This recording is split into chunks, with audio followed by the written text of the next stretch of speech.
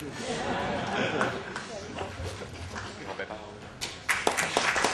you, Professor Jomo.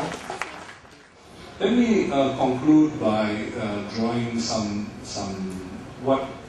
lessons which might be drawn from this sort of broad sweep through more than 50 years of history. I think the first challenge from the point of view of sustaining growth, development, and structural transformation of the economy is that we really need to pay far, far more attention to what is called the real economy. We have to pay far less attention to financial indicators and stop associating financial indicators with the real economy. The real economy, the indicators of the real economy are quite different from financial indicators. And there's a tendency in this country to pay too much attention to financial indicators and not enough attention to the real economy. What is really needed are measures which would induce investments in the real economy, particularly to motivate private investors, particularly domestic investors. Secondly, I would say that it's very important for us to be much more pragmatic and much less dogmatic. There's a tendency to consider the conventional wisdom of the time as the sort of the gospel truth, and it's very important for us to take a much more skeptical view, because we tend to pay too much attention to, for example, the stock market as an indicator of what is happening with the real economy.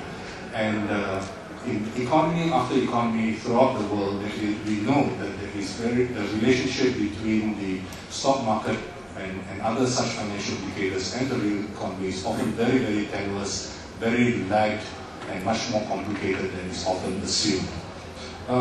Thirdly, I think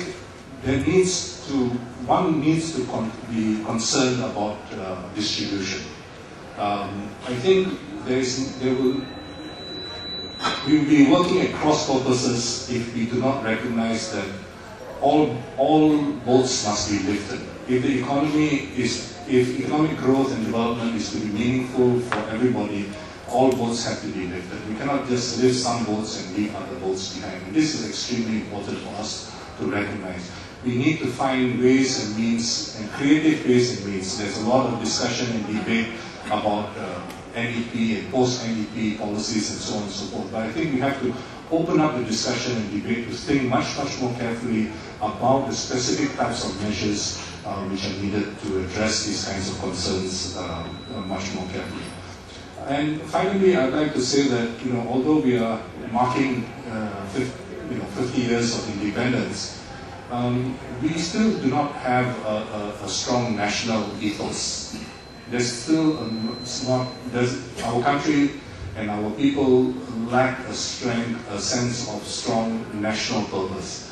What is called nationalism in this country is actually what is properly called ethno-populism. Ways and means by which you mobilize one particular ethnic community and you call that nationalism. And I do not believe that nationalism is a true nationalism is something which is inimical to any particular values, Islamic values or non-Islamic values. I think there's still a time and place, but it is not a narrow kind of nationalism which I'm talking about, but rather one which is in a sense inspired by universal values. And this I think is extremely important for us to recognize.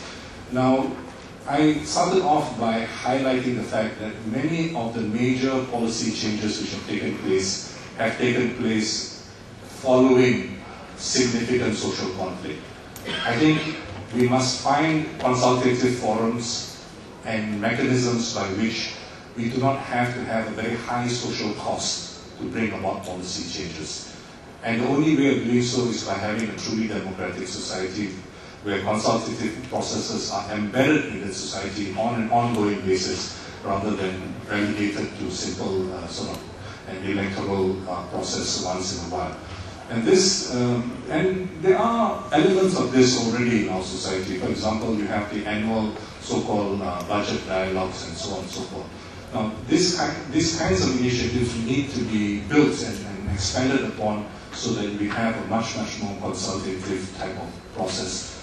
Otherwise, we run the risk of public policy only changing with high social costs, and this is something which I think most of us will agree is not something which is terribly desirable in a very fragile society, in a fragile nation which we have inherited after half a century. Thank you very much for your attention.